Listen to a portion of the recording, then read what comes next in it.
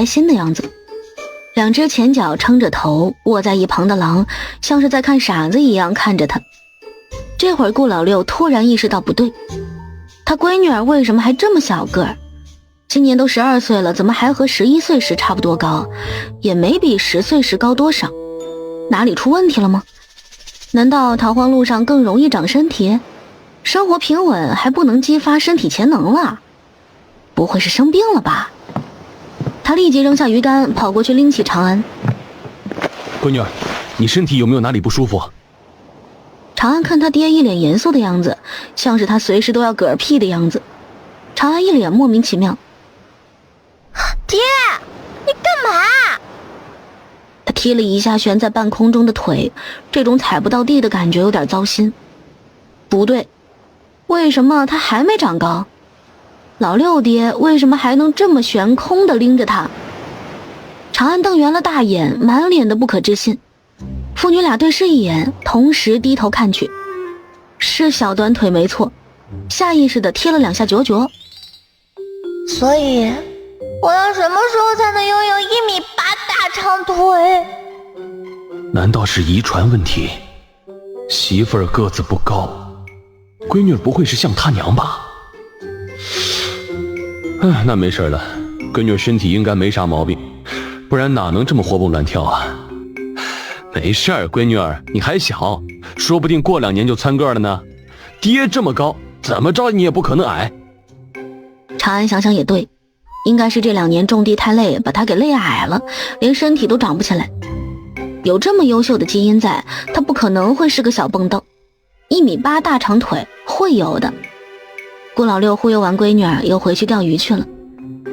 他拿起鱼竿，就感觉有一股力量在跟他拉扯，脸上一喜，竟然真的钓到鱼了。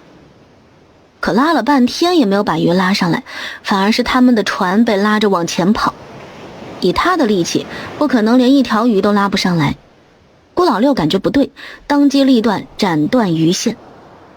船惯性的向前行驶了一段距离，才逐渐减速。好了，钓不成鱼了，那就撒网吧。撒网不仅要有技术，还得要有力气。大网四散开来，铺天盖地地撒向大海。长安见老六爹在撒网，立即起身跑过去看，然后就看到收了个空网上来，鱼鳞都没网到一片，连撒3网都是如此。爹，实在不行就算了吧，咱也不是专业渔民，这打不上鱼很正常。哼，我一定能打到鱼。一生要强的老六爹不信邪，他可是最厉害的。父女俩跟鱼杠上了，应该是网到大鱼了，父女俩费老鼻子劲往上拉。长安的心突然咯噔了一下，不会是网到鲨鱼了吧？以他们网的大小是网不住鲨鱼的，有可能是不小心勾住了。这玩意儿要是跟他们打起来，这小船可不经折腾呀。爹，要不算了，把它放生吧。不行，好不容易网到一条鱼，累了一整天，眼看就要天黑，这才有点收获，怎么能说放就放呢？好的呢，等会儿要是船真的散架了，他是不怕的哈。你们2狼1人可就说不定了呢，让你倔。鱼还没有拉上船，网已经撕破了，他们的船开始被撞击得摇摇晃晃。哎呀，爹呀，你快松手呀！等一下别说我见死不救啊！我闺女可真是笑得感天动地啊。眼看网都破了，想不松手也不行啊。顾老六干脆把破网扔进了海里。他一松手，船的撞击力就更强了，摇晃得他差点没站稳，拉住围栏才没摔。长安在差点要甩出去时就进了空间，还真就留老父亲和2只狼在船上。船往一边倾斜，顾老六和2只狼死死地扒着围栏。哎，闺女儿，救命！他这一喊，长安还没出手，倒是继续倾斜的船停顿了一下，然后眼看就要翻个底儿朝天的船又平稳了。顾老六看到一条叫不上名字的大鱼背着他的破网飞快地逃离现场。喊救命还有这效果？顾老六又发现了闺女的另一个用途，喊闺女能保命。爹，你有没有感觉到这船好像在下沉？顾老六低头一看，他的爱船破了个大洞。闺女啊，你说要是船沉了，我们该咋办？你咋办我不知道，但我知道我是淹不死的。你是要跟爹大难临头各自飞吗？你不觉得现在最重要的事情是快点要找一块大点的木板吗？船要散架了。要不怎么说我是爹呢？我可是有备后手的。顾老六得意地往船舱跑去，2只狼也跟着他。他们刚才是亲眼看到长安从眼前消失的，都不带他们，还是跟着长工安全些。没一会儿，1人2狼就推着一只小舟出来了，上面还配上了船桨。这算是未雨绸缪，还是对自己不靠谱的属性非常了解？在大船完全散架沉没前，长安和顾老六带着2只狼上了小船。2狼现在后悔死了，为什么要跟出来？他们陆地生物对海有什么好好奇的？就这2个不靠谱的货，他们狼生堪忧啊！爹，回去继续造船。他的灭岛大业还没完成呢，这船必须再造。哪成想他家老六爹作死起来毫无下限。这个小船也不错，要不就不回去了，看看能不能找个小村子直接买艘渔船。我建议你还是不要有这样的想法，这要是在海上遇到暴风雨，你很有可能要给大海献祭。确定了，这个爹是属赔钱的。老六爹想想也对，那就先回去吧，再造一艘牢靠的船出来。长安不抱希望，这事儿还得靠大爷。大爷，呼救大爷，给我一艘鲨鱼干不翻的大船。你是想让我去给你偷航母？你要是能偷来的话，也不是不可以。你就想想吧，船你们自己造去，实在不行就去买艘小渔船，人家的船比你们自己造的结实多了。小气！既然来了，就看我们该往哪个方向才能回去。掉个头往后。好了，你还要不要木偶鸟了？没事别打扰我。好的，慢走不送。意识从空间里退出来，就看到老六爹埋头勇往直前。爹，你走错方向啦，我们家在后面。顾老六又吭哧吭哧的掉头，2只狼晃得都快哕了。艳阳高照的天气突然乌云密布，大风中一叶小舟在一望无际的海上浮浮沉沉，晃得他们晕头转向，早就分不清东南西北，有指南针也没用。划不动了，随缘吧。顾老六放下船桨，靠着银廊坐下，懒得动一下。长安拿起船桨划了几下，觉得随缘也挺好。现在是在海上，就算用雨衣也没人发现得了。2只狼也给了油布挡雨，还好海浪不猛，不然这小舟早翻了。打雷又下雨的海上看上去特别恐怖，天空与海同样黑沉沉的，他们像是身处在深渊之中。他们不知道飘了多久，一头白鲸出现在他们周围，围着小舟游了2圈，然后一头扎进海里。又过了一会儿，他游回来了，背起他们的小舟游得飞快。2只狼吓得嗷嗷叫，顾老六一手抓住小舟的边缘，一手死死地抱住长安，怕他会被甩出去。闺女儿，我们被一条鱼绑架了，没人来赎我们怎么办？顾老六这个时候还能想到给鱼交赎金，不得不承认这是个与众不同的人才。长安已经不奢望还能回去了，完全不知道到了哪儿。前世他飙过车，今生他有的吹了，他飙过白鲸。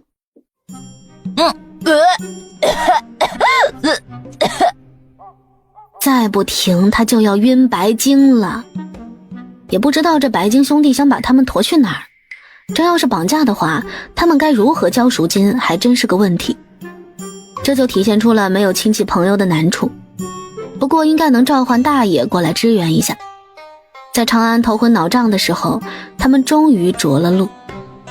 白鲸把小舟放下，然后再连舟带人一起推上沙滩。两只狼一着陆就蹦出小舟，趴在沙滩上哕个不停。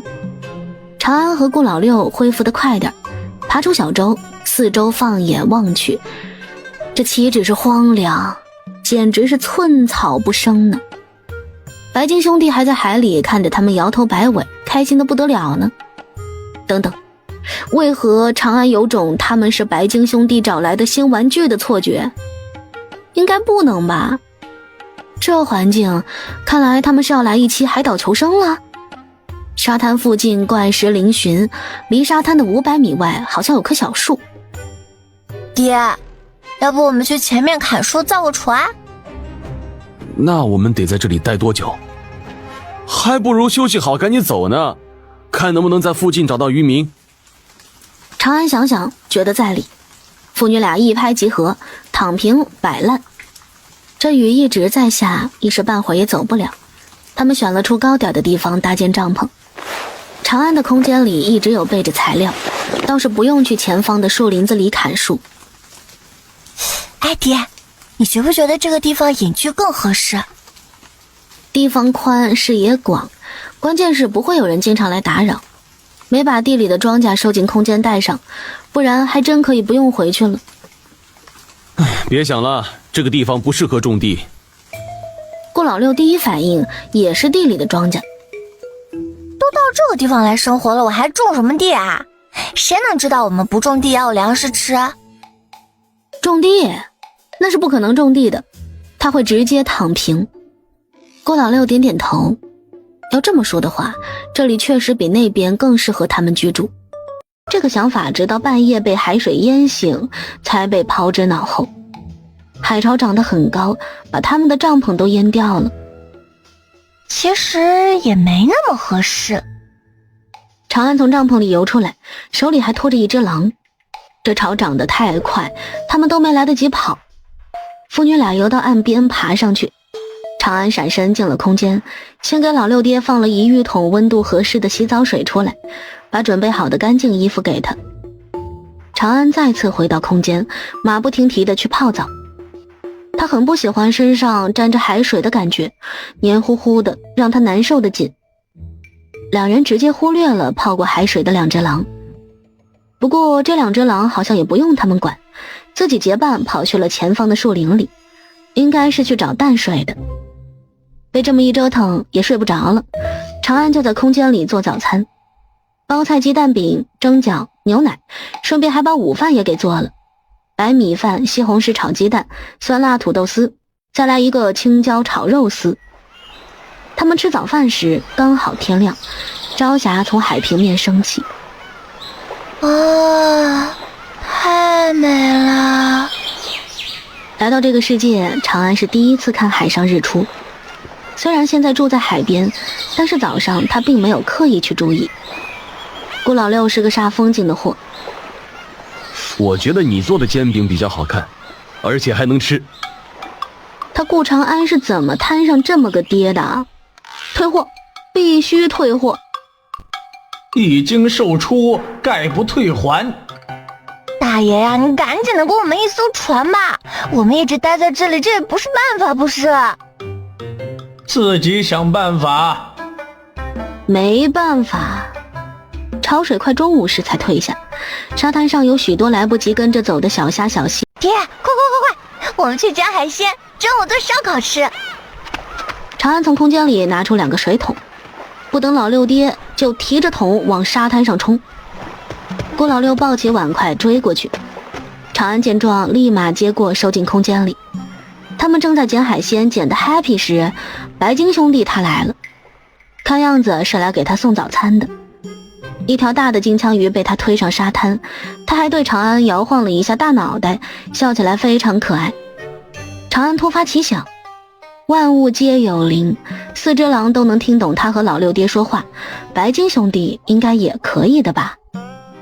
他试着与他沟通。白鲸兄弟，你能不能带我们去找船？白鲸跃出水面，亲了一下长安的额头，然后浇了他一身水。他沉回海里，快速离开，就是不知道他有没有听懂。应该是没有的，不然也就不会跑了。有白金兄弟送的金枪鱼，还有自己捡的螃蟹和海虾。长安早上准备好的午饭被搁置在一旁，重新做了麻辣海虾、清蒸螃蟹、香煎金枪鱼。本来是想做烧烤的，中午太阳太热，做烧烤太为难老六爹了。毕竟是亲爹，那点积极口味的良知换回了点孝心。长安这才改变了主意，拿到空间里去煮。趁长安进空间做饭的时间，顾老六在附近走了走，没发现什么特别的，想不通那条鱼为何要带他们来这儿。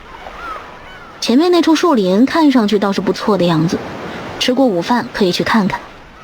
一般没人来过的地儿都有意想不到的收获，说不定又能找到些不曾吃过的东西。长安在远处大喊一声：爹，吃饭啦！哎，来了！一听吃饭都不用走的，直接起飞。顾老六的饭碗换成了盆，吃的是两眼冒光，依旧是长安吃的1/3，他吃2/3。他们在这儿吃的两嘴冒油，银狼和大白却遇到了点麻烦，他们误入了别人的地盘，此时正被围堵。一群画着特殊妆容、穿着兽皮缝制的衣裙，头上插着羽毛，应该是岛上的土著居民。他们拿着木质的长柄叉子，满目警惕地看着两只狼。两只狼也是凶狠地看向他们。此时他们是蒙圈的，他们只是想找淡水洗个澡，怎么就被追杀了？这里的两脚兽好可怕，长弓救命啊！瞅准时机，两只狼一跃而起，撞倒两个人后，飞快地窜进林子里，撒丫子狂奔。后面跟着一群人在追，那些人跑得很快，对这两只狼穷追不舍。不过还是两只狼略胜一筹，他们下意识的没有往海边跑，知道不能带着他们去找顾老六和长安。往树林里越跑越深，然后他们又无意中窜入了别的动物的地盘。一群猴子被两只狼惊得四处逃窜，后面跟着的人停在了猴子的地盘外，没有再往前。领头人叽里咕噜说了些什么，最大的那只猴子面目凶狠，龇牙驱赶人类。大白和银狼没有在猴子的地盘停留，也就是这一会儿的空档，他们甩掉了土著们。土著居民见两只狼已经不见了踪影，便没有在猴子的地盘多停留，原路返回了居住。大白和银狼是在第二天上午才回来的，他们出现在长安面前时，他差点没认出来，真是脏得看不出原形，流浪狗都比他们好看。长安立即从空间提了水出来帮他们冲洗。你们这是干什么去了？两只狼委屈巴巴地趴在岩石上，嗷呜嗷呜地叫着，像是在跟长安告状。长安没听懂，但不妨碍他装懂。好了，下次你们别乱跑啦，别被人给打断了腿。他们要么是被山里的本土动物欺负了，要么就是这岛上还有人居住，他们遇见了土著居民。闺女儿，看来我们还是不要进林子的好，免得扰了人家的安宁。好的呢。不知道白金兄弟去哪里了，昨天送早餐离开后就一直没有来过。刚在想白金兄弟干嘛去了，就看到他带着小伙伴一起驮着艘渔船狂奔而来，他们的后面还有船在追。这他喵的真是去抢劫了？完了，他们不会被当成是同伙吧？现在走还来得及吗？很显然来不及了，船已经运到。白金兄弟带着小伙伴藏到深海里去了，留他们父女俩在这里面对一群气愤的渔民。长安和顾老六同款尬笑，他们也没想到白金兄弟他真能抢艘船回来呀。顾老六有些心虚，可是想想又不是他去抢的，他心虚什么？追船的渔民松了口气，以为是白金闹着玩的，压根没想过会是有人怂恿他去的。见渔民们只是随意地瞥了他们一眼就要离开，顾老六连忙上前：这位大哥，你们这船能卖一艘给我吗？你们住在岛上，没有自己的渔船吗？我们不是岛上的居民。前些天啊，船被大鱼撞坏了，然后又遇到下雨天，再后来不知道从哪里出来一条鱼，把我和闺女儿给驮到这里来了。那应该是跟抢我们渔船那条是一伙的。有没有可能是同一条啊？你们家住哪里？我送你们回去。男人想着应该也是这附近海岸边的小渔村的，顺道送回去也不费事儿。叔叔啊，我们家住得远，应该是不顺路。三哥，你还在干啥呢？回去了。哎，来了。我去跟我兄弟们商量一下，船不是我一个人的。他们点点头，站在原地等男人商量好回复他们。他们想出多少银钱买？老二，你去跟他们说，这船卖，不过价格不能低。这渔船虽说有些年头了，但是保养的极好，还是很结实的。你要卖多少银子合适？60两。出门在外，身上可能不会带这么多银钱，我们可以送他们回去，一起到他们家去结银钱。二哥下船跟顾老六交谈。你别看这船旧，这是我们村保养的最好的船，好些人家在同一年买的，早就被造的没法用了。顾老六爽快地同意以60两的价格买下，这船应该比他自己造的要结实。不过他的私房钱不够，还是得靠闺女才能买下。想必你们身上也没有带这么多银子，我们可以送你们回去再结账。长安在随身斜挎的布包里掏出6个银锭子，这操作把二哥给惊呆了，有些一言难尽地看了父女俩一眼。家里管银钱的竟然是闺女，一个大男人花银钱还得问闺女要，他今天也算是长见识了。出海带这么多银钱，是打算去找龙王买珍珠吗？船卖掉就不是他们的了，他招呼着弟兄们去另一艘船。等一切都交接好，天色已经不早了，他们打算明天再走。第二天他们要离开时，被一群猴子绊住了脚步。他们好像对什么都很好奇，猴子们在玩那个长安还没来得及收起来的小舟。有猴子骑在2只狼身上翻他们的毛，应该是在给他们捉狮子。也有猴子围着长安和顾老六上蹿下跳，看他们的表情应该是开心的。长安从空间里拿出一串香蕉给他们，围着他转圈的小猴子看着香蕉，挠挠小脑袋，然后就看到他一跃而起，一下就窜出去好远。这下换长安蒙圈了，现在猴子改伙食了？他又把香蕉转递给较大的猴子，只见他们接过，一根根掰下来分出去，也给顾老六和长安各分了一根，比某些人类做的还好。长安薅了一把身边小猴子的头，然后扬声喊在另一边岩石上趴着的2只狼：小银大白，我们该走啦。他把小舟收进空间，猴子们看着眼前的小舟突然消失，惊吓的毛都竖起来了。渔船缓缓驶离岸边，刚才离开的小猴子带着2把还没成熟的香蕉赶了回来，看到人已经不在原地，船马上就要离开。他在沙滩上急得吱哇乱叫。一只老猴子见状，拿起扔在沙滩上的香蕉助跑，跳上渔船，把香蕉放在床头甲板上，又跳下了船。父女俩和2只狼都没在前面，就没有看到这一幕。他们离开海岸时，白鲸兄弟出现了，他跟着他们的船游，有时还会跳出水面来跟长安打招呼。闺女儿，要回去吗？先回去把庄稼收进空间里，不然秋收我们可能回不去了。那你知道往哪个方向走吗？大爷，快出来导个航！来了，有你们真是我的福气，没有方向感就不能别到处蹦跶。船偏45度航行，就是往北了，按照这个方向别改变，航行个5-6天就能到家了。把大爷的话复述一遍给老六爹听，父女俩调整好航行的方向，便松了口气。长安趴在船沿逗白金兄弟，2只狼也想玩，结果被浇了一身水。顾老六在船上里里外外的寻找，应该是在找捕鱼工具。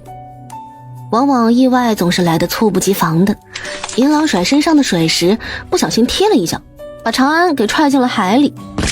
咚的一声落水声，长安一头栽进海里，紧接着又是一声入水声，顾老六跳了下去。蒙圈了一瞬的白金兄弟急忙游过去把长安背起来。顾老六提着的心放下了一点，也连忙游过去想把长安带回船上。哪能想到白金兄弟他驮着长安一下窜出去老远，差点把长安甩下背。长安又不敢尖叫，现在还在水里，一张嘴就能灌一肚子海水，无法自由呼吸，他憋气已经到了极限。拍拍白金的背，想让他送他回水面，但是他好像没懂他的意思。顾老六眼睁睁看着他闺女消失在眼前，他追了好一会儿没追上，周身的怒气似乎让周围的海水都在翻腾。而长安在快要昏厥的时候，白金兄弟终于懂了他的意思，把他带上了海面。等缓过气儿来，他看了看周围，好嘛，一望无际的海平面上就只他一个人，他那么大个爹呢，完了完了，丢谁也不能丢了他的功德呀。大爷大爷，我爹他没了，你快出来呀！什么呀，我才离开多久他就没了，第6次了啊！至于他不听我话，你快想办法让他送我去找我爹。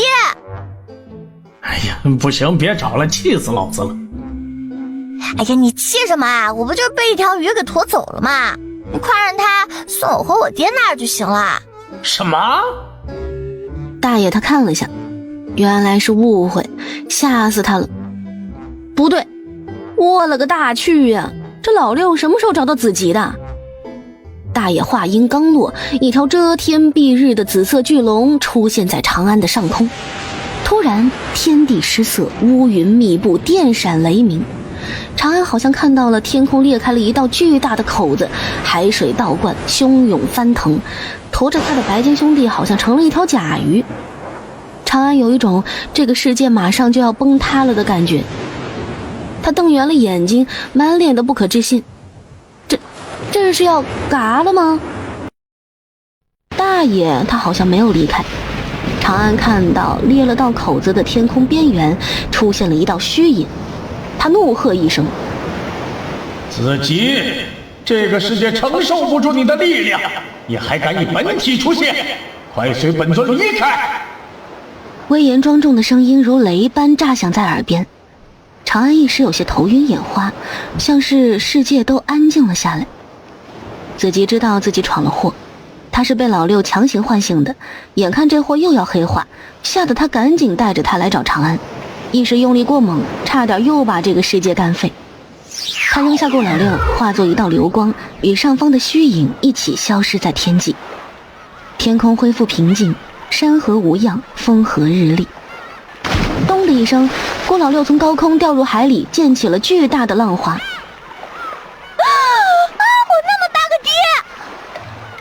那条龙怎么想的？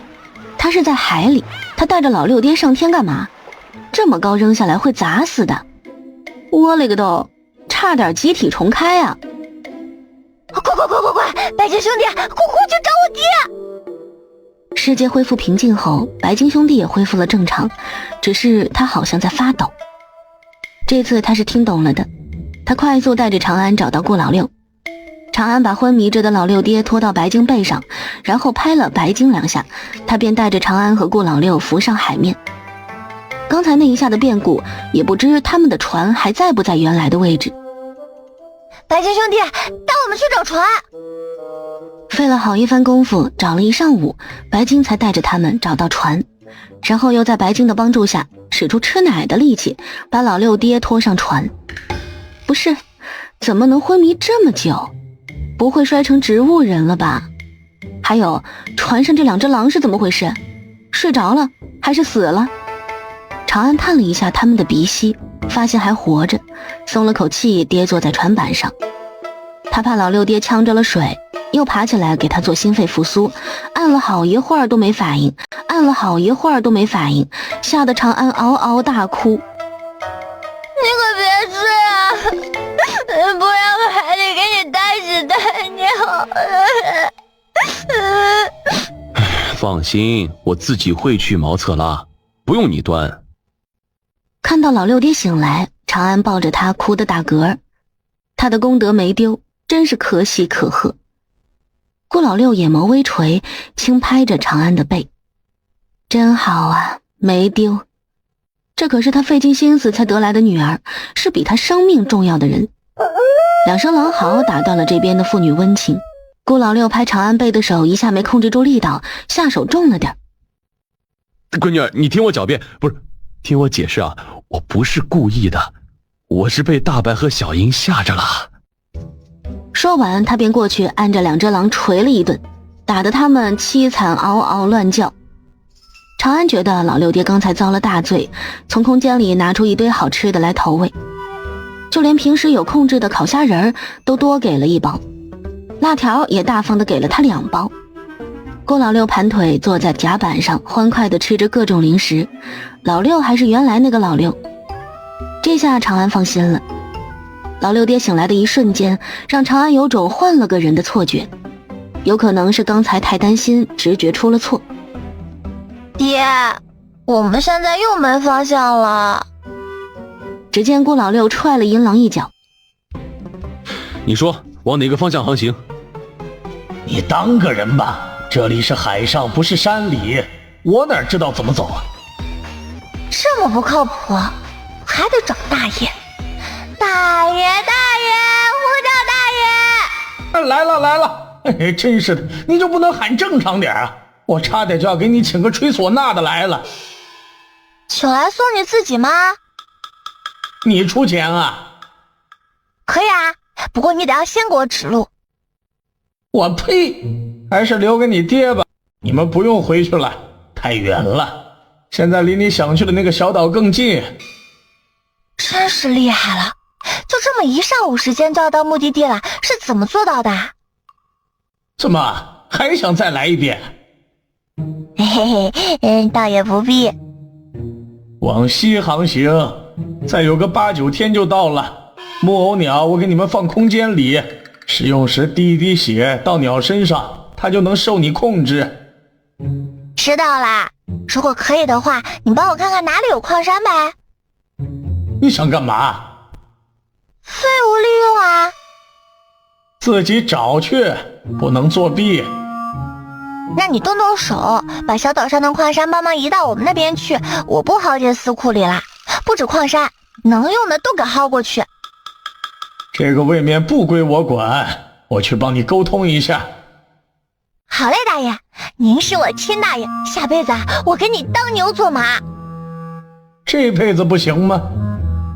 不行，因为我只有这辈子。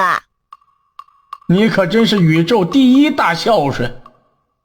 长安跟大爷拌了几句嘴，然后就告诉老六爹航行方向。爹，我带你去种蘑菇。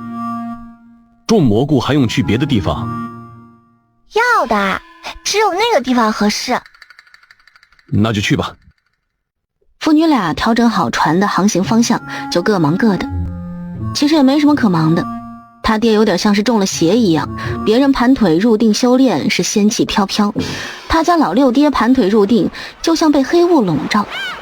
要不给他请个跳大神的？不会是掉海里撞见了什么不干净的东西吧？顾老六睁开眼，见闺女蹲在他面前，一脸若有所思地盯着他看，眸光微闪，下意识地歪了下头。长安眼眸微眯，脸凑近了一点。爹，你是不是有事情瞒着我啊？没有啊。顾老六乖乖摇头，满眼无辜。长安盯着他的眼睛看了许久，啥也没发现，便满意的点点头。有可能他爹是个老六，又比较缺德的原因，所以身上冒的是黑烟。顾老六龇牙傻笑，他闺女看上去有些潦草，拿出随身携带着的小木梳，帮长安把他炸起来的满头毛梳顺，然后又从怀里摸出2条带流苏的红色发带，给他绑了2个哪吒同款小丸子。哎，爹，你什么时候买的发带啊？长安晃了2下脑袋，流苏打在他脸上，他觉得发带还是没流苏的好。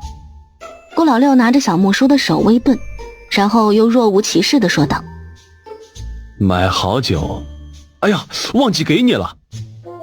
哦，那你下次买的时候，记得别买这种带流苏的了，容易打脸。好。他收起小木梳，拍拍长安的头。去玩吧。确定自家爹没事儿，长安就开开心心的进空间里种地去了。在空间种好西瓜，长安就带着做好的晚饭出去。一锅大乱炖，有肉有蔬菜还有粉条，看上去是不太好看，但吃起来味道还是不错的。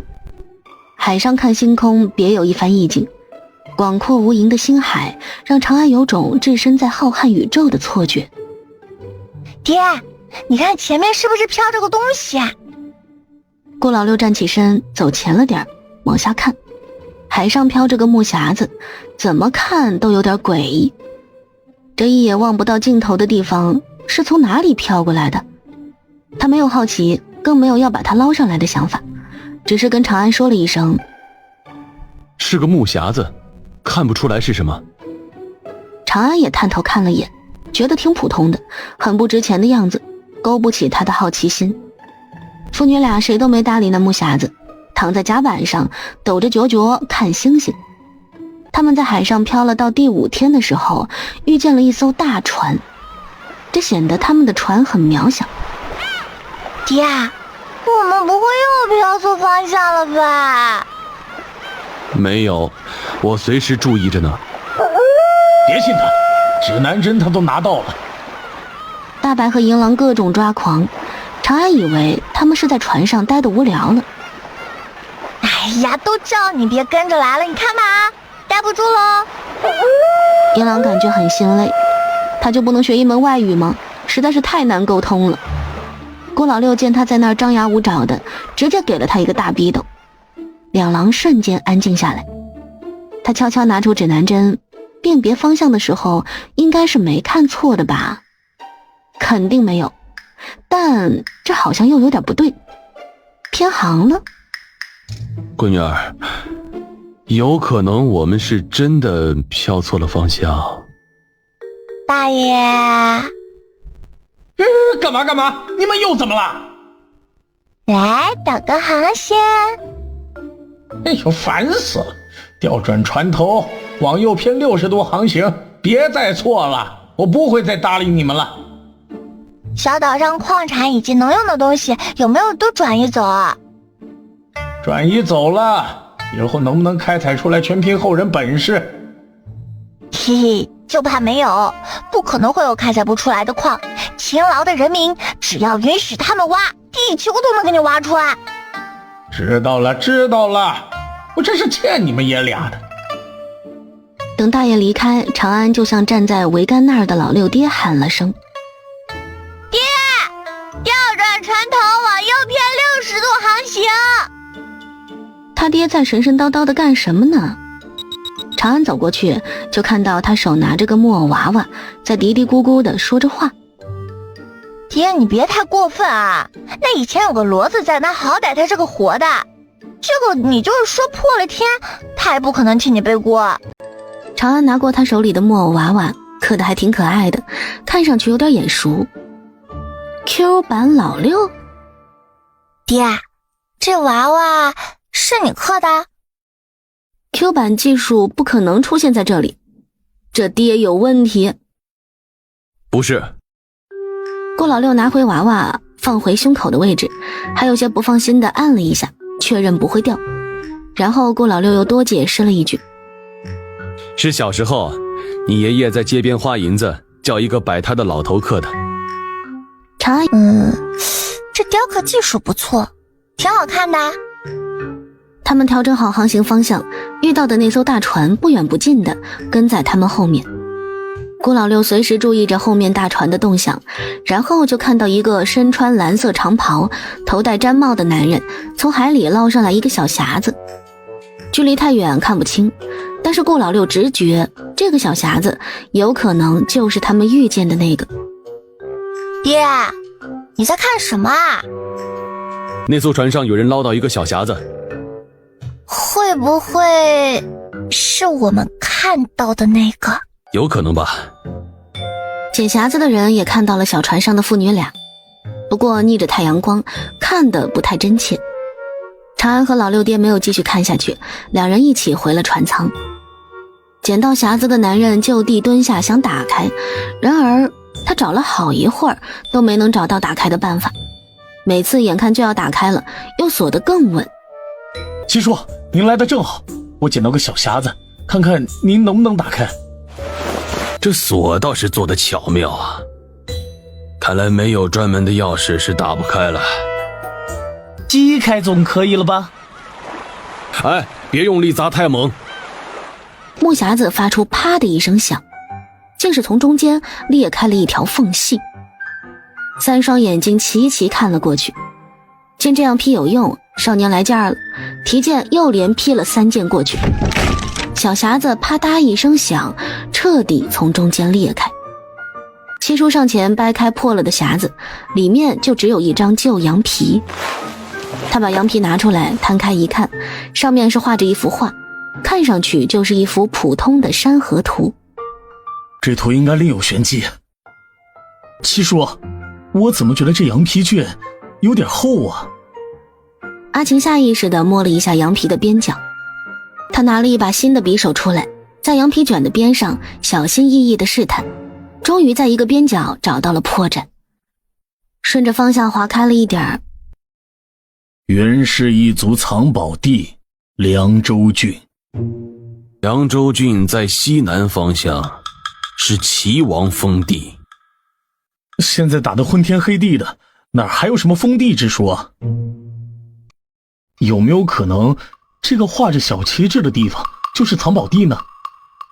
可不只有这个地方有啊，7、8座山都画着小旗帜呢。又不是全部的山都画了，画着旗帜的山都去找一下不就好了？说不定人家是分散开来藏的呢。言之有理。藏宝的事，除了我们直系一脉，谁都不能说。知道了，七叔。前面那艘渔船上的妇女看到我捡了这个匣子。无碍，他们只是看到，又不知道里面装的是什么。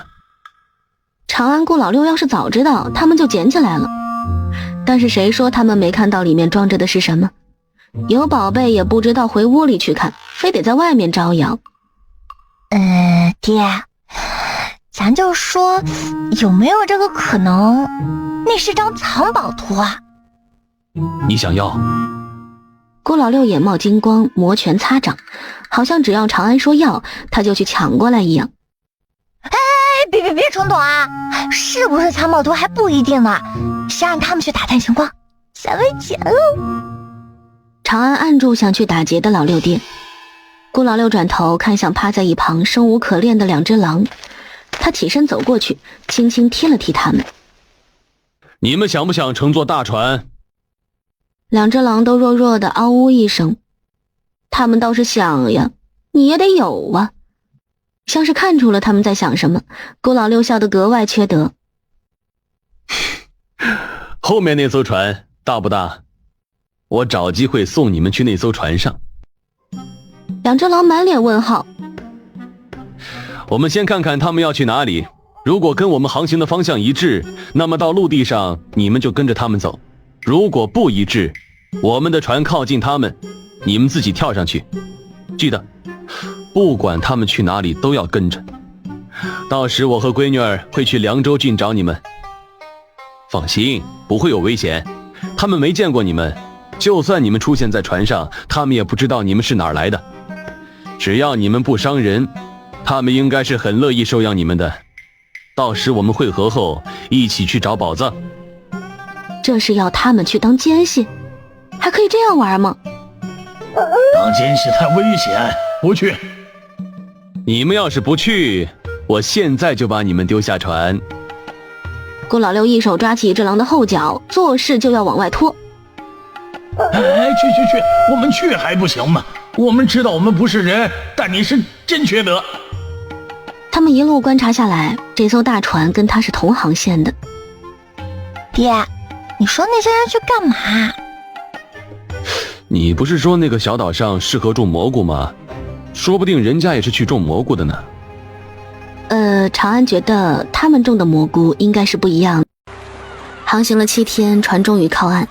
长安踩在石地上跺了跺脚，这才感觉人没有那么飘。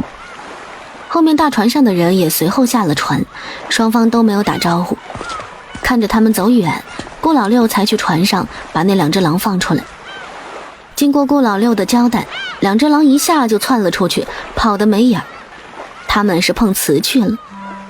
长安本来是想直接炸岛的，反正这岛上啥有价值的东西都没有了，炸就完事儿。可是现在有别人进入了小岛，还得看看他们是来这里干什么的。要是他们是在这里安了家，繁衍生息，那就一起炸了。若是因别的事情来岛上，那就等他们离开再炸。父女俩顺着他们的方向跟过去，走了有半个时辰，便来到了一个小村庄。村子里的人与前世那个恶心的种族古装打扮时一般无二。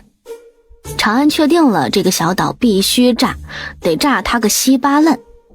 他们远远地看到大船上的那些人被一个本地男人和一个妇人以及3个少女迎进了一座大院子里。长安带着老六爹藏到附近山里，他要等天黑时去那座院子里打探一下。闺女儿，要不我现在就去把藏宝图抢回来。他以为长安是想要藏宝图。不急，我只是想要知道那些是什么人，这晚上再抢也不迟。他们进村子里时，只有个别人看到了他们，大多数人的目光都被大船上的人吸引了过去。看见了他们的那几个人，见长安他们进了山里，也就没有在意。他们村时不时就会有外来人进山，都习以为常了。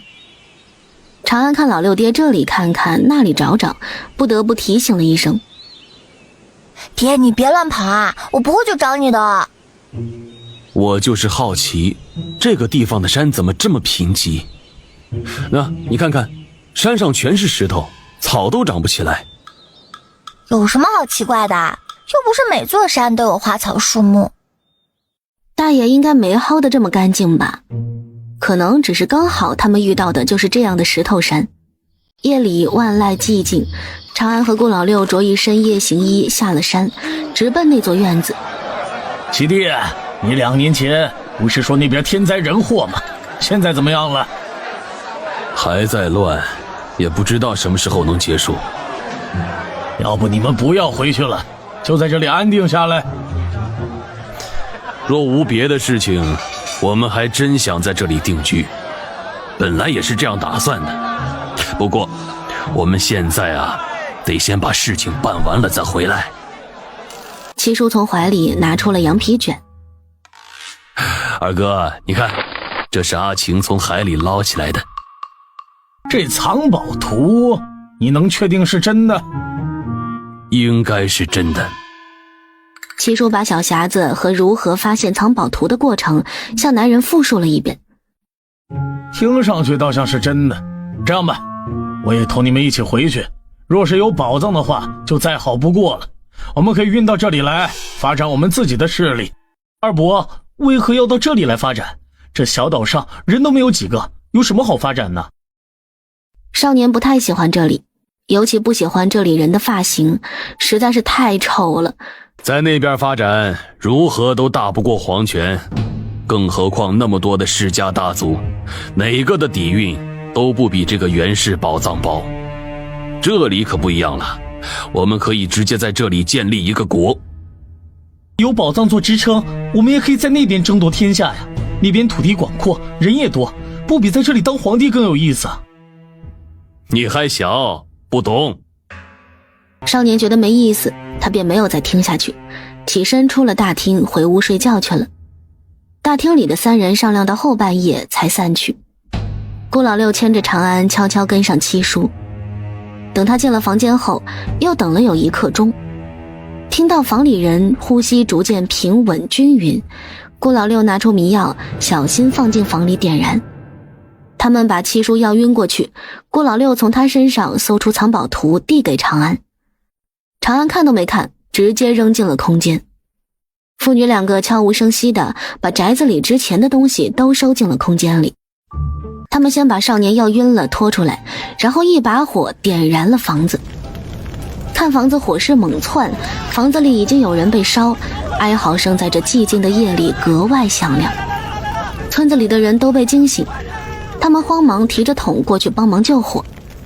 长安和顾老六趁着夜色，带着少年离开了村子。他们把少年悄悄放回他自己的船上，再把锚给他们拿起来，让船顺着风飘走。大白和银狼已经在渔船上等长安和顾老六。闺女儿，我们不种蘑菇了。种，我们得先把船驶离得远一些。是要回去种吗？不是，别问，你看着就好。长安从空间里拿出了20个木偶鸟，每只鸟身上都滴了一滴血，可把顾老六给心疼坏了。闺女儿，用我的血，我血多。啊，不用，我没事。血滴在木偶鸟身上，立刻被吸收。20只木偶鸟一下子就活了过来，栩栩如生，跟真的鸟儿一样。长安的意识里多了20道联系，应该就是这20只木偶鸟的。他又从空间里拿出了20颗爆炸弹，每只鸟儿爆1颗。长安用神识命令他们：19只去找大型活火山投放，1只去前面的村子里投放，去前面村子里的先等等啊。等别的鸟先离开，不然他们还没离开这里就原地爆炸了。接收到长安的命令，20只鸟儿展翅飞走，最后留下1只在原地等着。爹，让船加速离开。又等了2刻钟，长安才把最后1只木偶鸟放出去。不过有让等一会儿再投放，让他们先跑一会儿。爹，你快跑啊！长安和老六爹拼了老命地摇着船桨，就怕等会儿爆炸时波及到他们。方向什么的都不重要了。白珍兄弟在不在？快出来帮忙推下船！等了好一会儿，白鲸还真的从海里冒了出来，还给召唤了兄弟过来帮忙。一群白鲸扛起小渔船跑得飞快，2只狼又晕得七荤八素。这算是白鲸版高铁吗？时速不详，一只不起眼的鸟儿从高空中投下一枚鸭蛋大小的东西，一声轰响，在所有人都没反应过来时，全都化成灰烬，山川夷为平地。木偶鸟没来得及跑出来，也跟着陨落。闺女儿，这就你说的大蘑菇。漂亮不啊？可是为什么？虽然闺女做什么她都支持，可是这样做她会不会背上太多孽债呢？爹，别担心，没事的啊。可惜没机会带你去那个地方看看，若你能看到的话就会明白的。爹，那个地方必须要毁掉，不然以后毁掉的就是我们。好，下次有这样的事儿，让爹去办。边的爆炸刚歇下，接着便是接二连三的爆炸声响起，然后就是19处大型火山爆发，热烈的岩浆喷发而出，山川河流被淹没，他们毫无阻拦地奔向大海。白珍兄弟，快跑！快！白鲸们加快了速度，长安头发都吹得竖起来了。顾老六放眼望去，就看到原本欢腾的岩浆流入大海时，并没有扩散开来，像是触碰到屏障一样，而且整座岛屿都在缓缓下沉。闺女儿，我们不用跑了，你看。长安顺着他手指的方向看去，威力真有这么大吗？他是真的在下沉。长安开心地蹦跶了2下，然后没站稳，摔了个屁股墩儿。白鲸兄弟，白鲸兄弟，不用跑了，不用跑了。他们的船只在原地停了下来。长安瞪着眼睛看着岛屿一点点沉入海底，直到完全淹没。放眼望去，只有一望无际的大海，再也找不到那座岛屿的存在。这个位面的世界版图少了一座小岛，干翻一个，前往下一个地方。那个地方就不能干沉了。如果只有小偷干沉也无所谓，但是还有大胖在呀。不是总说他们偷他们的文明吗？那就当他们老祖宗去。大爷，你家老六要挂啦！怎么回事？你们不是在炸岛吗？哦，没事，又活了。既然来都来啦，你帮忙导个航呗，去另外一个小岛，就是连泡菜都是偷来的那个。你爹知道你这么孝顺吗？知道啊，他可喜欢了。我信你个鬼，你个小屁孩子！快点导航，别磨蹭。你要去那里干什么？先说好了，我可没有爆炸弹给你玩了啊！我是这么粗暴的人吗？我呀，就是想要去旅个游，体验一下不同的民俗风情。往右70度，向东航行。好嘞。长安帮老六爹调整好方向，龇牙傻笑。爹，我带你去看山猪。山猪是什么猪啊？山猪啊，跟野猪差不多，都是吃不了细糠的玩意儿。顾老六反应过来，闺女这是在骂人呢，这又是谁惹到她了？这些天有白金兄弟跟着帮忙，他们倒是很顺利，没再乱跑了。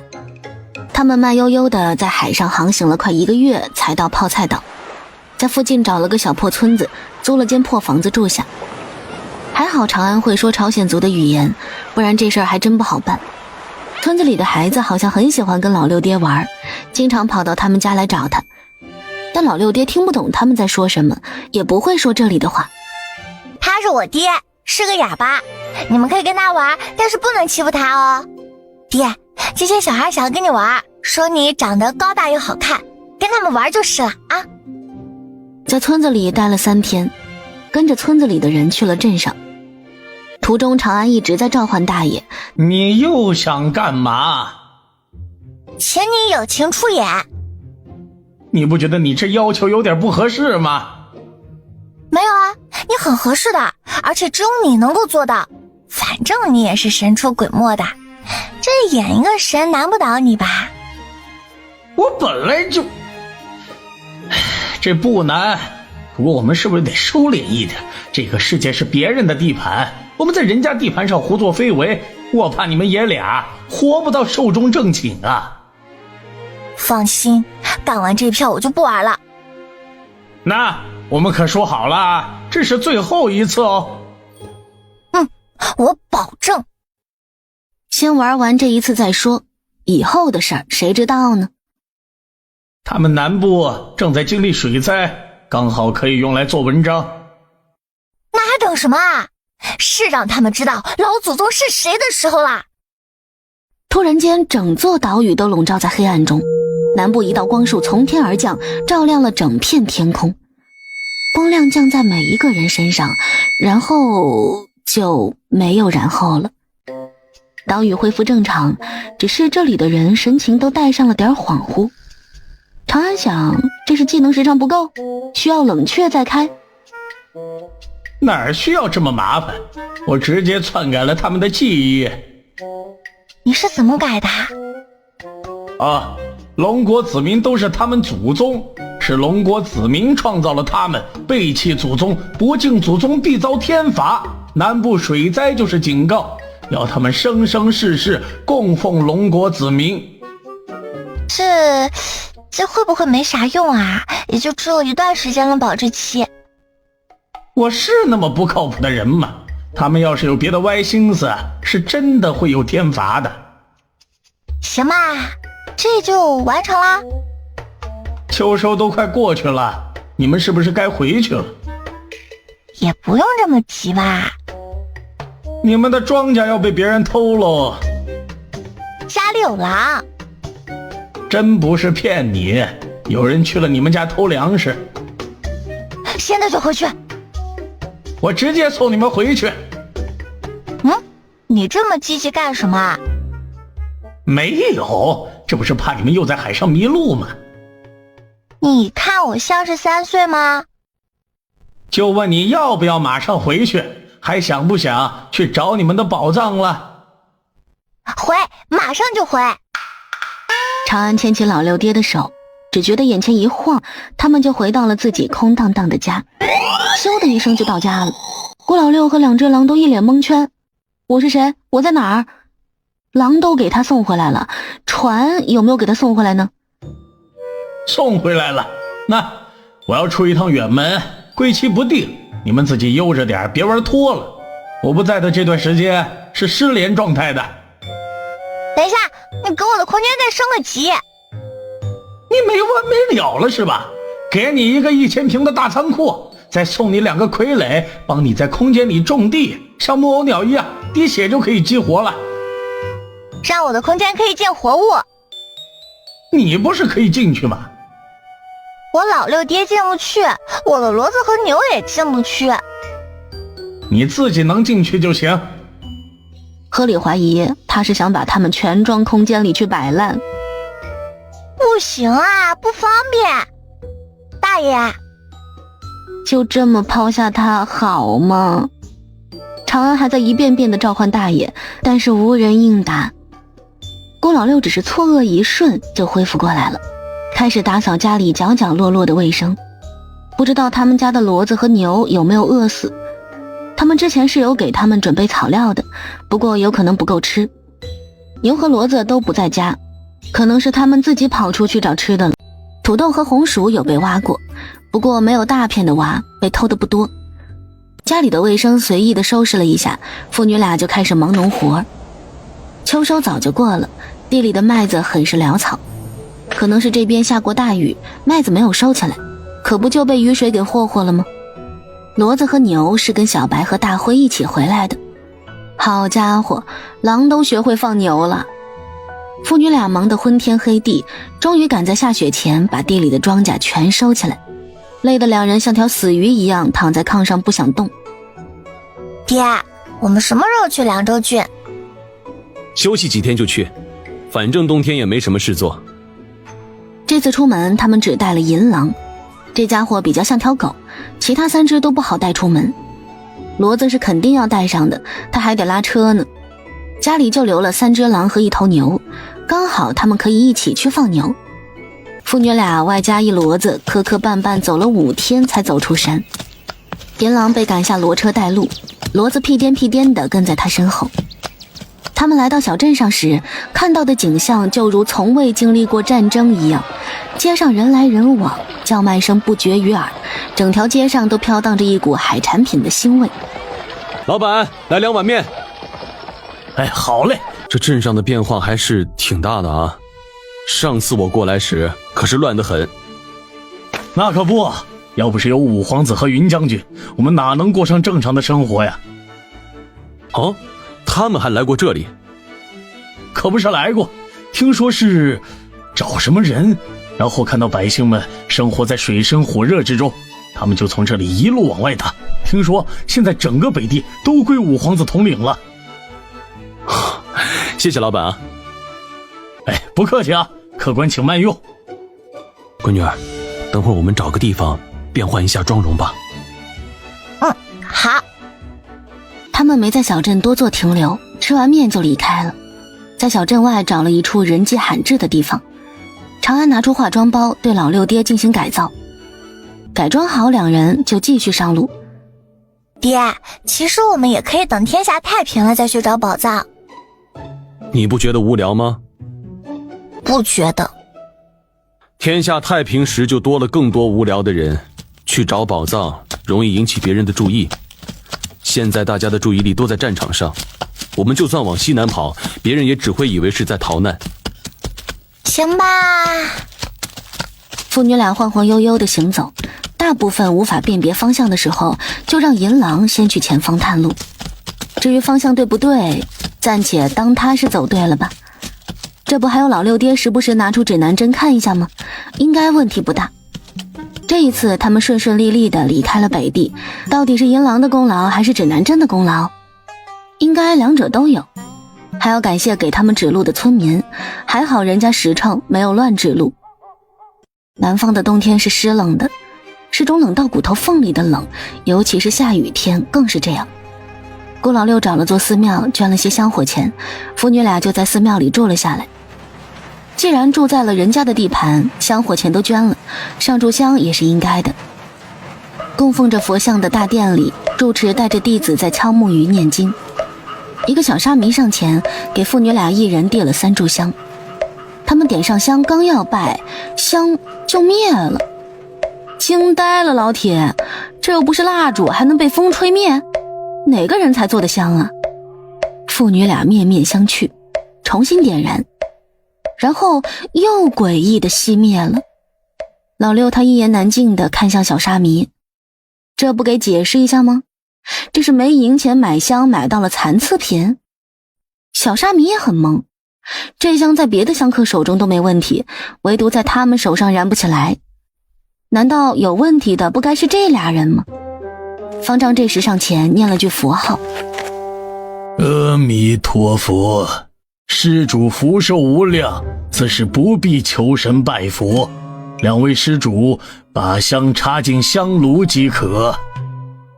父女俩照做，然后这大殿的香炉上就有6柱没有点燃的香鹤立鸡群，这算是上完了香了。他们离开大殿，沿着寺庙的屋檐散步，倒是别有一番韵味。他们走后，方丈上前拿起一支蜡烛，想要帮忙点燃那6柱香，然而却怎么也点不燃，最后还不小心把袈裟给烧了个洞。方丈瞳孔微缩，他还是第一次遇见这样的事情，怎会有点不起来的香呢？若说这香有问题，那为何别人能够点燃呢？问题只能说是出在人的身上。想着，他便跪在佛前，双手合十，合上双眸，嘴里念念有词。没一会儿，方丈便扑哧吐了口血出来，倒在了蒲团上。师父！弟子们见状连忙上前，手忙脚乱地把方丈送回禅房。禅房里，方丈醒来后什么也没说，只告诉弟子们：是为师修为太浅，没什么大碍。明镜，你带师弟们回去做功课，不得去打扰住在厢房的贵客。是，师父。大殿里后续发生的事情，长安和顾老六都不知道。他们看上了许愿池里的2只王八。爹，这2只王八这么大，应该很有肉。闺女儿，我想吃红烧的。顾老六跃跃欲试，摩拳擦掌，想要把大王八捞起来煮了。他们的对话正好被过来叫他们去吃饭的小沙弥听到，大冬天的吓出他一身冷汗。阿弥陀佛，施主，这是我们寺里的圣物，是不可食用的。父女2个露出同款遗憾的表情，怎么就被人听见了呢？这样晚上就不好作案了。当然他们也没真想全吃了，要吃也是吃一只，他们还是有点道德在的。路过许愿树时，上面挂满了系着红绳的木牌，被风吹得哗啦作响。长安好奇地问小沙弥：小师傅啊，这许愿树许的是什么愿？阿弥陀佛，施主，这是棵姻缘树。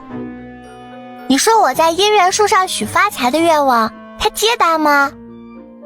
小沙弥无语，今天的香客有点不太正常，他不知道该如何接待。闺女儿，月老他也不能抢财神的活干呐。顾老六踮脚，随手翻了一个牌子看了眼，上述愿望：信女李瑶，愿能与叶枫公子幸福美满。这写愿望的格式是不是有点不对啊？一个木牌从树顶上掉了下来，刚好砸在长安头上。顾老六生气的拿起来想毁掉，随意瞥了眼，突然就想帮这人把牌子挂回去。这人才和他闺女是一路货，姻缘树上许愿发财，他想知道这个叫骆小宝的人，他的愿望实现了吗？顾老六随手一丢，小木牌子挂回了树顶上。他不知道，就因为他这随手一丢，原本被无视的愿望直接送进了财神殿，而且还是直达的那种。财神被一个木牌牌砸蒙圈了。父女2个在寺庙里住了3天，雨完全停下后，他们才离开。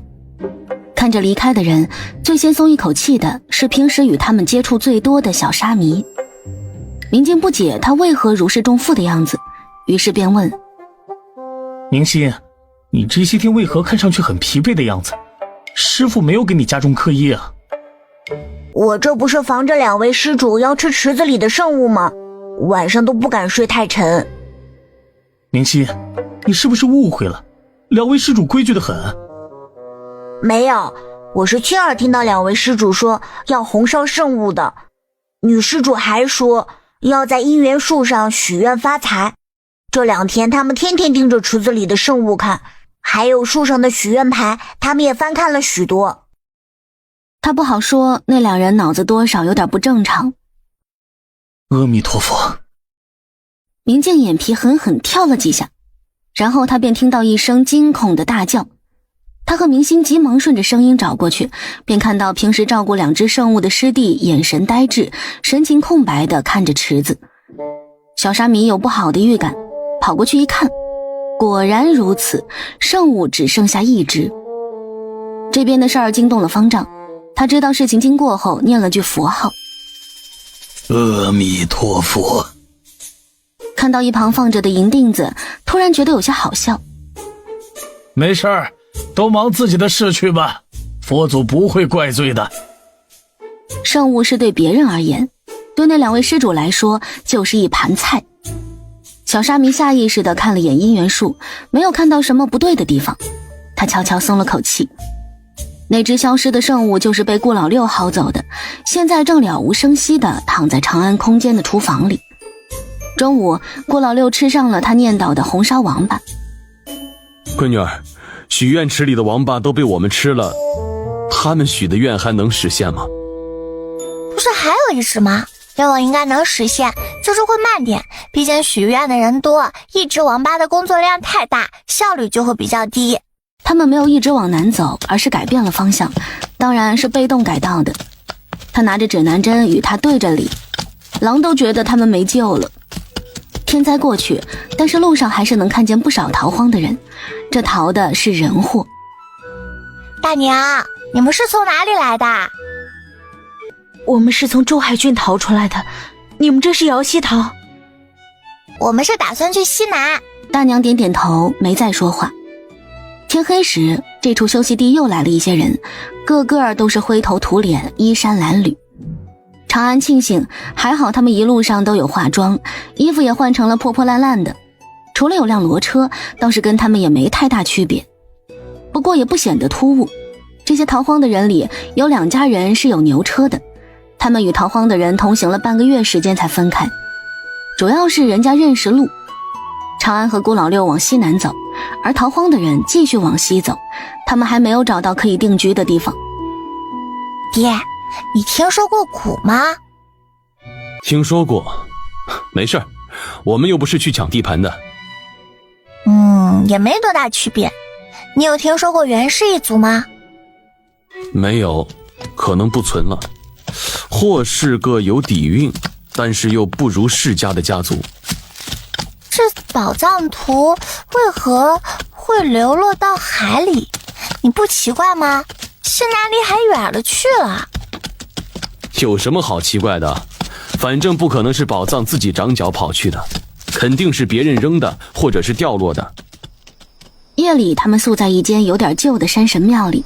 他们刚想要休息时，大门被人敲得咚咚咚响。顾老六要去开门，长安忙拉住了他，摇摇头不让他去。晚上野外若有敲门声，人敲3，鬼敲4，刚才刚好响了4下，停顿了一下，又是敲了4下。不管是不是真的，这门他们都不开。闺女儿，打坐，闭眼念清心咒，我说睁眼才可以睁眼。爹，清心咒怎么念？要不别念了，爹也忘记了。外面这不知是什么东西的窗子和门轮流敲，把长安的火气给敲出来了。小银上，咬死他！外面咚咚咚咚的敲门声，长安火冒3丈的开门放狼。还没完没了了是吧？这不想搭理你，你还来劲啊你！银狼追着那人咬，那人被追得上蹿下跳，武功还不错，居然没有被银狼咬到。顾老六上前一脚把人踹进店里，说为何要来装神弄鬼？我就是想要少抢点银钱，没想害人。我不是装神弄鬼，这是真的不干净。怎么说？我求你们放我离开，我再也不敢了。他要来了，他要来了！谁要来？他，你倒说呀！你要说不清楚，我们就不放你离开。快子时了哟！是山神的新娘，她每天晚上子时都会来山神庙接山神的，是真的，我亲眼所见的。信你，不过你要是还敢到这儿来吓人，我就把你绑在这里，看山神新娘和山神谈情说爱。不来了，不来了！男人连忙保证，只求能快点离开这里。顾老六松开踩着他的脚，一脚把他踹出门。男人顾不上喊疼，爬起来跌跌撞撞地离开。父女俩对视一眼，那个山神新娘真有这么吓人吗？重新把大门关上，他们倒想看看这山神新娘是个什么东西。他们装作入睡的样子，等到子时，原本从里面拴上的大门从外面被推开，一个穿着红色嫁衣、画着艳丽妆容的女子飘了进来。她看到大殿里有2个陌生人，原本平和的脸上变得异常狰狞。她衣袖一挥，一条红绫从衣袖里飞出，直射长安。长安手掌一撑地面，倒飞闪开。顾老六拔地而起，腰的软剑也随之抽出，几道剑气闪过，红绫断成了几截，掉在地上。皆能斩断红绫，说明这个什么山神新娘是个人。山神新娘也不怵，见红绫断了，她便双手开始结印。竟然是个修道之人，修为还不低的样子。他家老六爹是物理攻击，这法术攻击他可能会接不住，是他展示技术的时候了。长安看到眼前的景象，双眼瞪得贼大，一副见到蚂蚁强了大象的表情。厉害了，我的爹！他武功是什么时候变得这么好的？灵力与内力对撞，竟然是内力赢，而且赢得毫无压力。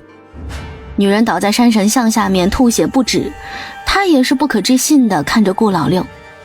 定身咒为何会失效呢？顾老六才不管他怎么想的，这女人要是一开始就是针对他，他倒不会有这么生气。这个丑八怪，他竟然想伤他闺女，那就必须给他去死一死。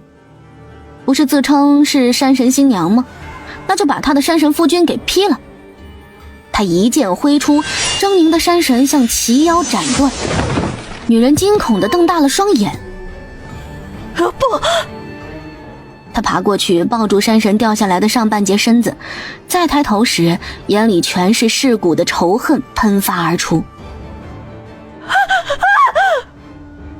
女人放下山神像，漂浮在半空中，衣裙无风，自动猎猎作响。合着是你夫君影响你发挥了是吧？只见他的双眸赤红如血，嘴里念念有词，似在念咒。长安感觉到周围阴风阵阵，他环顾了一下四周，总有种人影绰绰的感觉。顾老六退回到长安身边，把他护在怀里。父女2个就这样看着女人装杯，等到他快念完咒语时，长安动了下手指，一道惊雷破开屋顶，直落女人身上。殿里阵阵阴风随之消失无踪，恢复如常。连降3道雷，把女人直接劈得连渣都不剩。长安一脸蒙圈，他明明只降了2道雷啊，这第3道是哪来的？而且他的雷没有这样的威力。长安抬头从破了个洞的屋顶看向夜空，这是天道出来干活了？顾老六捂住闺女的双眼。闺女儿，你去休息啊，我收拾一下这里。不要，我帮你啊！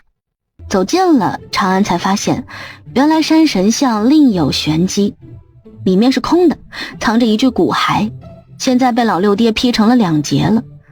相传人死后用骨骸立神像，接受凡人供奉香火，100年可复活。要这么久，那还不如去轮回啊！复活不了，只会把人困在神像里永无轮回。凡人供奉的香火他也接收不到，而是会被真正的山神吸收。神像里的骨骸取出来，拿到山神庙外，随便挖个坑给埋了。填好土，他还在上面跺了2脚，踩结实点，像是怕人家会抛土跑出来一样。哎，爹，倒也不必如此，他爬不出来。哦，忘记了，这不是在种树。长安他们没有管坏了的山神像，这一看就是个不正经的山神，哪有好人家的山神眼神嗜血凶狠，面目狰狞似恶鬼的。第二天离开时，顾老六一把火把山神庙给点了。爹，快跑，不然等会儿被村民发现了，咱们会被追着打的。烧人家的庙是个缺德事儿，把人家的信仰给干废了，不打你打谁呀？连骡子和银狼都知道要快跑，跟着这么个货，他们迟早要成为别人的盘中餐。哎，爹，我记得我们是有种棉花的吧？种了，不过没种多少，是没长出来，还是被人偷了？等回去看一下就知道了。长安越想那个山神庙越是不对。爹，那光秃秃的山上怎么可能会有山神？所以我才把庙给烧了呀。这样有用吗？放心，爹出手肯定百邪不侵。一阵痛苦的哀嚎声传入他们耳中，只见前方一群妇人围着一辆牛车，声音就是从牛上传出来的。前方有人临盆，正好挡在路中间，他们调转骡车往回走，离远了些，等在原地。有可能是妇人外出来不及赶回家，只能在这路上生。即使是离远了些，那痛苦的叫喊声长安也听得非常清晰，把他给惊住了。别怕。长安想到前世的妈妈和这一世的母亲，他们在生崽的时候肯定也是这么痛苦，哇的一声哭了出来，然后把自己带入到了母亲的角色中，哭得更伤心了。还好他没打算结婚，吓死崽了。顾老六手忙脚乱地安慰他。过了一会儿，等长安没哭之后，他赶着骡车又走远了些。这次离得更远，声音听得不太真切，若隐若现的。他们从上午等到了傍晚，又等到月儿高悬，终于隐隐听到有人高兴的大喊：生了，生了，是个小郎君！生了，生了，是个小郎君！父女俩停在原地休息，前面的人抱好孩子，简单的帮虚弱的产妇收拾了一下，就赶着牛车离开，方向正好是长安他们休息的这边。那些人看到长安和顾老六时都有些惊讶，这俩人竟然一直没走。夫人不知道出于什么原因，在经过父女俩前面时喊停了牛车。这位先生，我儿在路上出生，刚好又与您相遇，不知先生可否为我儿取个名字？顾老六淡淡瞥了眼妇人刻意露出来的孩子一眼，皱巴巴的，没他闺女好看。他闺女出生时就白胖白胖的，圆溜溜的大眼睛蒙蒙的看着他，真是能可爱到心坎里。孩子是个有福之人，名字该由他的父亲或者是别的长辈来取。哦，不好意思，打扰先生了。顾老六不在意的摆摆手，没有说话。牛车缓缓前行，直到走远，跟在一旁的人把忍了许久的疑惑问出来：高兰儿，你怎么让一个陌生人给咱家小郎取名呢？大姐，我说是直觉，你可信？就是觉得要是那位先生能给咱们家小郎取个名字，以后咱家小郎肯定能万事顺遂。高兰儿也说不出自己为何会有这样的直觉，有可能是刚生产完就希望自己拼了半条命生来的孩子以后能够平安健康，事事如意。他大姐明显是不信的，不过也没再说什么，一行人默默地赶着路。长安在看到那个小宝宝时，想到自己刚出生时不会也是这个样子吧？你还不如他呢，特别丑，我差点把你扔掉。那是不可能的，他闺女别提有多漂亮多可爱了，谁也比不上。我长得丑，你不该反思一下吗？孩子都是遗传父母，这模板都是歪瓜裂枣，你还想要生出个亮瓜？好像很有道理的样子哦。父女俩在路边露宿一晚，第第二天早早的就起来赶路，一路上风餐露宿，灰头土脸的赶了1个月路，终于到了西南边城。他们没有进城，而是继续走山路。本来就是进山寻宝的，没有进城的必要，还容易引起别人的注意。长安把银狼放归山林，让他到处乱窜，实则是熟悉地形。他拿出地图，很好，看不懂，比缺德地图还复杂。郭老六接过去看了一眼，很好，分不清东南西北。两人目光投向刚从山里蹦跶回来的银狼身上。小爷，能不能找到这座山，就全靠你了。他们没打算跟着转悠，先找个地方当临居点，等银狼找到了再跟过去。长安给他扔了2只收拾好的野兔和野鸡，银狼吃完就骂骂咧咧的上路当探路狗去了。顺着山脉往里走，找到了一个山洞。这下好了，帐篷都不用搭建，收拾收拾就能住人。闺女儿，你在外面等着，我先进去看看。长安给了顾老六一个小型手电筒，山洞不是很大，为了避免意外，他每一个角落都仔细检查了一遍。父女俩开始搞卫生，放了些简单的生活用品，就在这里住了下来。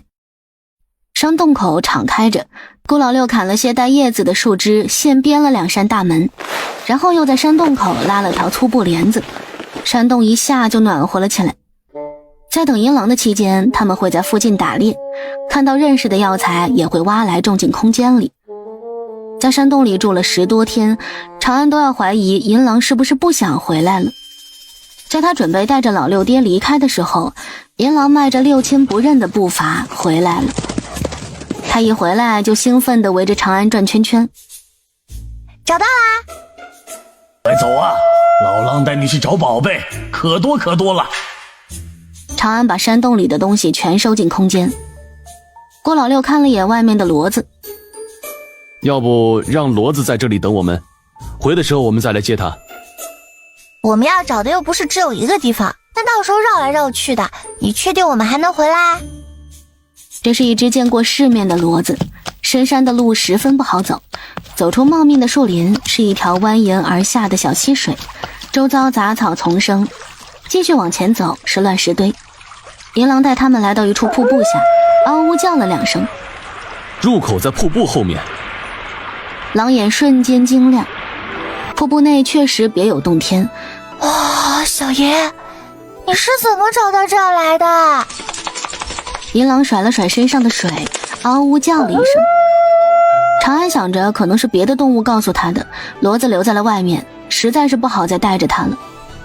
他们走了有20多米深，终于是走到了底。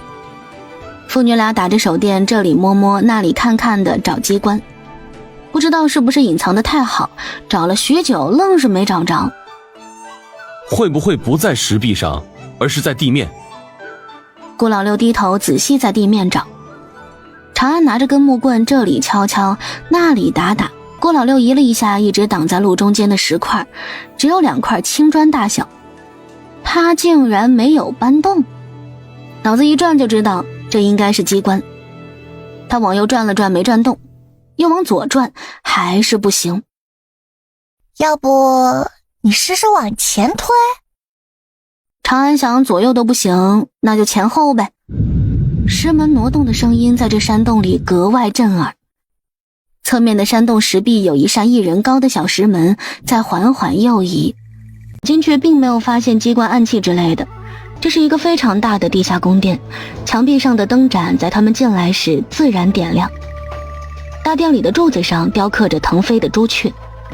长安觉得这图案是不是有点不太合群呢？别人家的都是刻龙，只有袁氏的刻了鸟。神识进空间看了一下新增的仓库，长安松了口气，千平大仓库很给力，大爷这是未卜先知啊。长安上前想打开离他最近的那个木箱看一下，然后他便听到咔嚓一声响，密密麻麻的箭从墙壁上的洞口射出，郭老六带着长安急速后退，一直退到入口处。银狼躲在一堆箱子中瑟瑟发抖，都不敢吭声，像是害怕这些箭会发现他一样。父女俩站在外面看着那些箭一顿乱飞，等了有2刻钟，机关里的箭才消耗完。这机关做的不太行啊。闺女儿，你先在这里等等，我先去看看还有没有别的机关。顾老六巡视一番，没有机关再被触发，长安这才上前。他也不看都有什么了，全都往空间里装，等回去再看也跑不掉。千平的大仓库一下就堆满了一半地方，大殿两边放着的青铜灯盏挺好看的，也全收进空间。能收得进去的都被长安收进了空间里，半刻钟不到就把大殿收得一干二净。走之前，顾老六在大殿的柱子上刻了一行字：没宝藏，骗你们的傻子。出来后，他们把山洞恢复成原样，外面看门的机关还被顾老六改动了一下，只往前推不行，他还左转转右摇摇。长安突然想到了挖掘机，他爹可能是这方面的人才。从瀑布里出来，骡子还老老实实的趴在原地等他们。长安拿出地图，第二个有小旗帜的地方要从这里再翻过2座山，小旗帜画在半山腰。小爷，你看看这地方啊，记住了哈，全靠你啦。闺女儿，要不还是明天再走吧，这都傍晚了，天黑山里不好走，更不好休息。顾老六看了眼天色，还是决定原地休息一晚再走。他们给骡子割了些草料，然后又往空间里存放了些，在周围捡了些干柴，准备回到瀑布后面的那个山洞去。就听到旁边林子里传来悉悉嗦嗦的声音。兄台，是山下村民？不是，我们是镇上的，想进深山采点有价值的药材，不小心迷失了方向，药材也没能采到。他们看向骡子，顾老六连忙又说：这是在山上捡来的，他一直跟着我们，可能是与主人家走散的。那两人不知信没信，听后也只淡淡的点了点头。他们以为顾老六会问他们是打哪儿来的，没想到人家转身忙活自己的事儿。长安没拿锅出来，不是不想拿，是没来得及。不过还好没拿出来，进山采药还带锅的，采来当场熬汤喝吗？借着背篓的掩饰，从空间里拿出一只收拾好的野鸡和一只野兔。顾老六自觉接过烤肉的活儿，这次长安没拿太多调料出来，只有盐和胡椒粉。这边烤肉散发出来的香味，让另一边正在啃干粮的两位食不知味，从来没像今天这样觉得这饼子难以下咽。高个子起身走过来，从怀里掏出一角银子，他递给顾老六：兄台，可否卖些调料给我？他没好意思说要买人家烤好的肉吃，索性买点调料回去自己烤。个子矮点的那个见状，很自觉地拿上弓箭出去狩猎了。长安摘了3片大树叶子回来，看在他这一角银子的份上，每样分了一半给他们。空间的冰箱里没拆封的还有2组，卖点出去也不碍事。当然表面上他就只有这点。男人道了声谢，便捧着调料回了自己的火堆旁，小心放好调料，又去附近捡了些干柴回来。2刻钟后，打猎的男人回来了。就这一会儿的功夫，他就猎到2只野鸡和1只野兔，可见功夫了得，运气也相当不错。在他们处理猎物的时候，长安和顾老六已经开吃了。银狼在那2个人来到这里时就已经离开，此时正在森林里自己打猎解决温饱。长安注意到那2个人在瀑布底下处理猎物时，总是有意无意地看向瀑布，有时还会小声交谈。他有理由怀疑这2人也是来寻宝的。难道藏宝图不止1份？又或者这2人与袁氏一族有关？正看到他们盯着瀑布在小声交谈，顾老六淡淡收回目光，没有说话，用他那沾上了油污的手捏了下长安头上的揪揪。长安立即炸毛，爹！感觉他的头都重了几斤，想想那烤鸡上的油，整个人都不好了。瀑布那头的2人被长安那声尖锐而又不可置信的大喊吓了一跳，回头看过来时，就看到长安啪的2只手糊在了他爹脸上，这看上去有点像是在当抹布使。顾老六任他胡作非为，那2人更是惊讶的不得了，父女之间还可以这样相处的吗？不过这是人家的家事，还轮不到他们这些外人来评判。他们进山还有重要的事要做，少管闲事，免得节外生枝。顾老六被闺女糊了一脸油，没有着急去清洗。他脸上涂了一种草药汁，弄到脏污不会掉，但是用清水一下就能洗掉。他们吃完自己的晚饭，那边两人也烤上了野鸡野兔，香味飘过来，馋得顾老六频频看长安，眼睛里明晃晃地写着他还想吃烤肉。他怀疑这爹好几次历劫失败，可能是耽误了事儿。长安在背篓里掏啊掏，从空间里偷渡出来一包牛肉干给老六爹。午夜时，唯有火堆燃烧时的噼里啪啦声格外响亮。那两名男子再三确认父女俩睡着了，才行动。他们刚进瀑布里，长安和顾老六就睁开了眼睛，双目炯炯有神，哪里像是睡着过的样子。两人一直到卯时才出来。他们出来后，下意识地看了眼父女俩，确定他们还在睡，便松了口气，然后重新燃起火堆，小声交谈。李哥，你说我们会不会是找错了地方？不可能啊，这张地图是我祖爷爷亲手绘制的。他曾是袁家护卫，参与过藏宝，他知道在最后一次完成任务时就走不出藏宝地，于是他就画了一张地图留给后人。除了最后一处不知道在哪里，其他都是真的呀。李哥拿出随身携带的地图，上面标注得很详细，具体到哪里有机关，进入宝藏的机关怎么开，都有写明。按照上面写的去找的，也找到了那个开门的机关，可是怎么都打不开。难道是祖爷爷记错了？如果地图是真的，那为何你太爷爷和爷爷他们没有来找宝藏啊？矮个子男人是真的想不通，手里握着藏宝图，却过着拮据的生活，怎么看都让人怀疑。我太爷爷，我也不知道为什么，有可能是那时还有袁家看着他不敢动。我爷爷他是个什么样的人，你又不是不知道，固执得很，他就是饿死穷死也不会去拿不属于自己的东西。我父亲是个文弱书生，更是遗传了我爷爷的脾性。那些叔伯们倒是想要啊，但是他们也没那能力，全是庄稼汉，大字不识，给他们地图他们也看不懂，更没那个胆子进深山。求财是为了什么？是为了能生活得更好。要是连命都没了，那还要财干什么？